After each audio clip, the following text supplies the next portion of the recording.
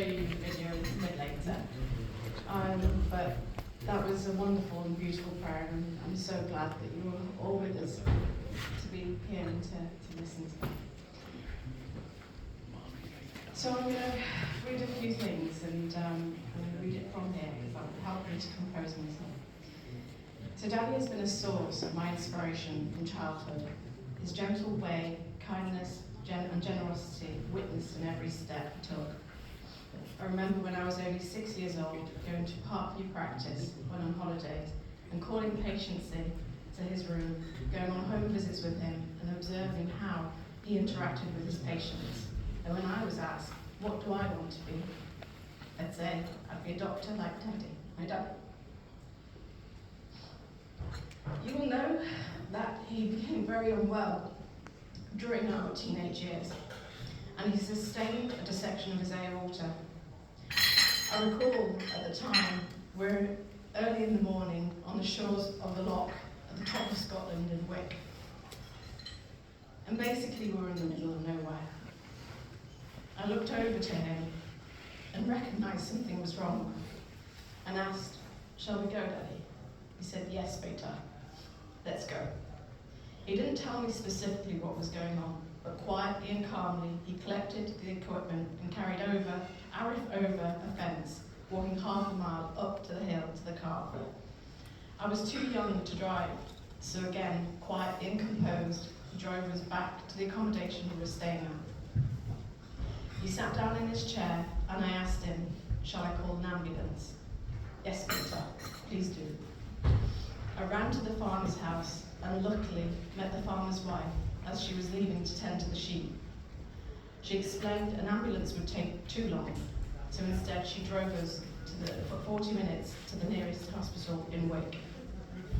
Daddy walked into the A&E department, and by some grace, the consultant was actually in the waiting room talking to another patient. He quietly and calmly walked to the consultant and said, I'm Dr. Malik. I'm having a dissection of my aorta. To which the consultant replied, right, Dr. Malik, come with me. Having what's called a type A dissection is immediately fatal in approximately 95% of people. And there are hardly any statistics that survive past 10 years. We are truly blessed to have shared an additional 28 years with him. There is no doubt that his calm demeanour, his unshakable inner strength, and as well as his deep faith in God carried him through. Shortly after this, he was off his feet again, and he was diagnosed with gastrointestinal TB, potentially from consuming unpasteurised milk as a child or his placement at the TB hospital in India. There are dotted across this audience with the crowd here some, I'd say, earth angels who really stood by him. Dr. Archer, you were the one who made that diagnosis after some random symptoms that he had. Dr. Hussain, you really looked after him, and Dr. Crook and all the other doctors helped stand him up during all of those times, and those at the Parkview. Irina in the anticoagulation clinic, she and the whole team really supported Daddy. Through the 28 years, at that time he needed a new valve, and many of you will have heard his heart ticking. And it was with the anticoagulation clinic who, despite when he was staying in Scotland, despite when he was staying in London or Birmingham or in other hospitals, they knew him and they helped us so much. Thank you. So shortly after this, this all happened, all these medical problems happened whilst I was preparing for my GCSEs and then taking my A-levels. And so I actually got all Bs and remembered a deep sadness, knowing that wasn't good enough for medicine. He gently wiped my tears and said, if I want it this much, God will create a way. And he did.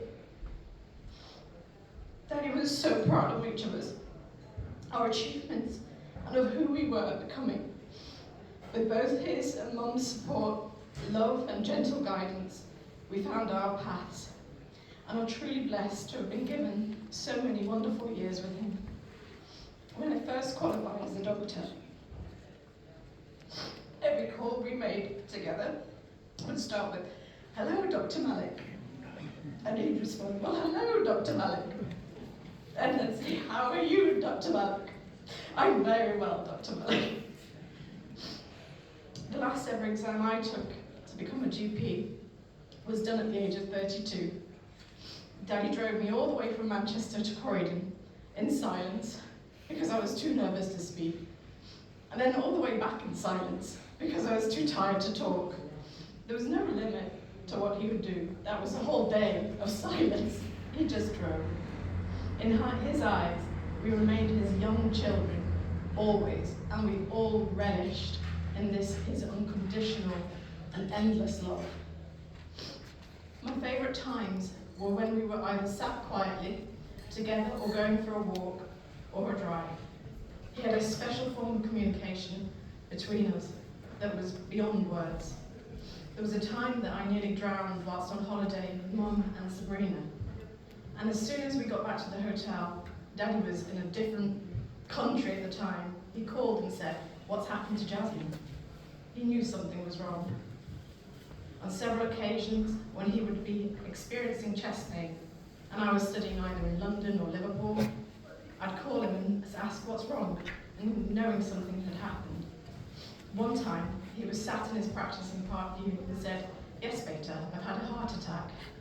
Will you come and take me to the hospital?"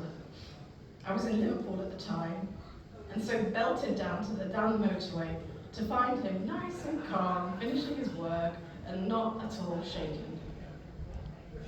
It was who he was, deep faith in the Almighty, knowing that ultimately everything would be okay. Thank you, Dr. Malik, for all that you were, and all that you have taught us, for your constant source of love, wisdom, and quiet strength. We remain